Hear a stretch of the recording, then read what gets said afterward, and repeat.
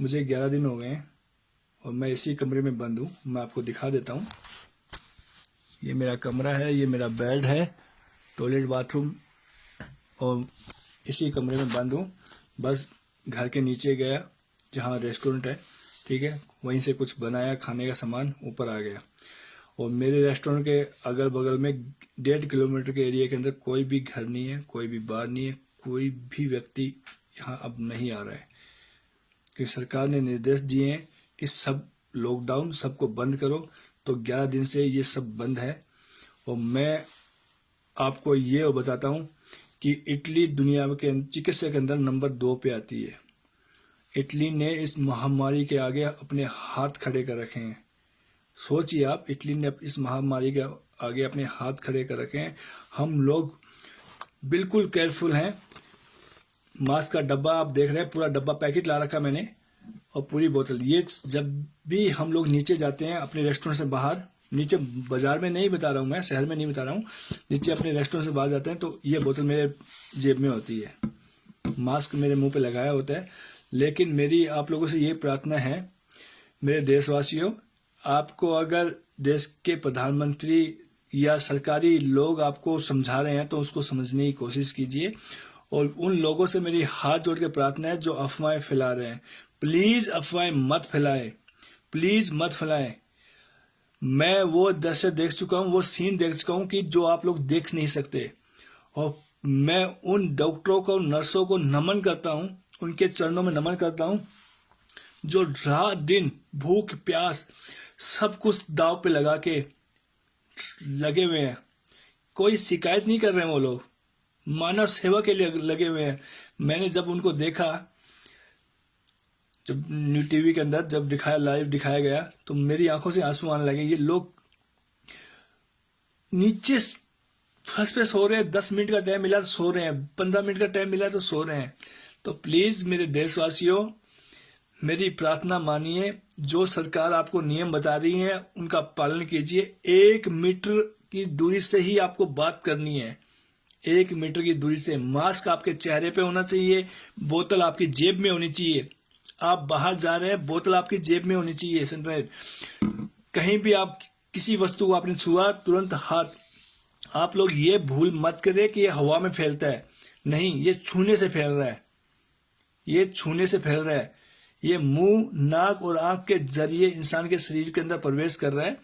तो मेरी आप लोगों से प्रार्थना है कि सरकार की जो भी नियम है उनका पालन कीजिए।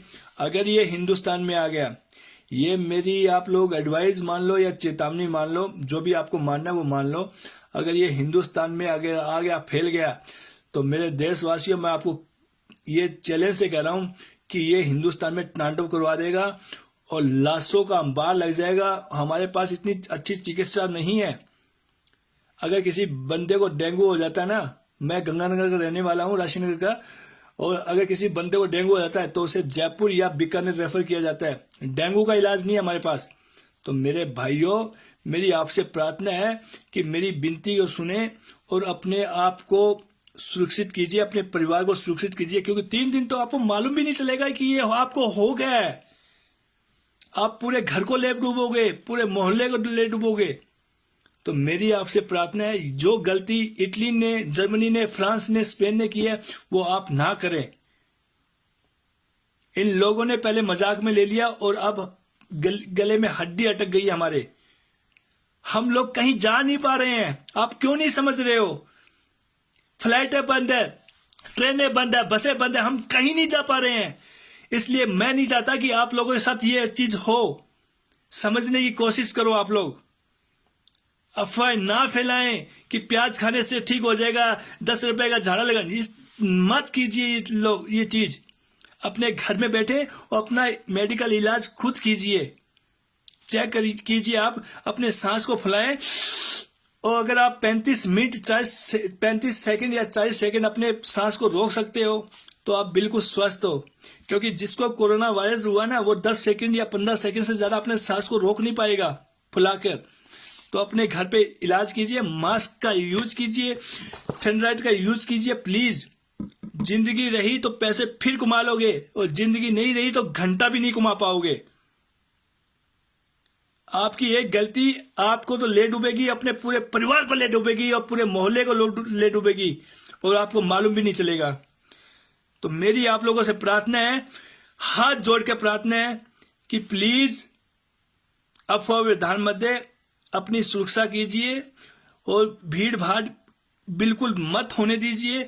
अगर आपको छींक आती है तो अपने हाथों का यूज मत कीजिए, टिश्यू है तो उसका यूज कीजिए, अन्यथा अपनी बॉडी का यूज कीजिए। ये मैं इसलिए बता रहा हूं कि हम लोग यहाँ भूत भोगी है, इटली भुगत भोगी है, हम लोग बंद है एक कमरे के अंदर। प्लीज मेरी बात को समझने की कोशिश कीजिए, इससे ज्यादा मैं आपको कुछ भी नहीं कह पा रहा हूं। हम लोग मूर्ख नहीं है, घूम बाहर हम भी जा सकते हैं, लेकिन हम पालन कर रहे हैं सरकार के नियमों का। तो आपसे प्रार्थना है कि प्लीज बाहर मत जाइए, इससे ज्यादा मैं आप लोगों को कुछ भी नहीं बोल सकता।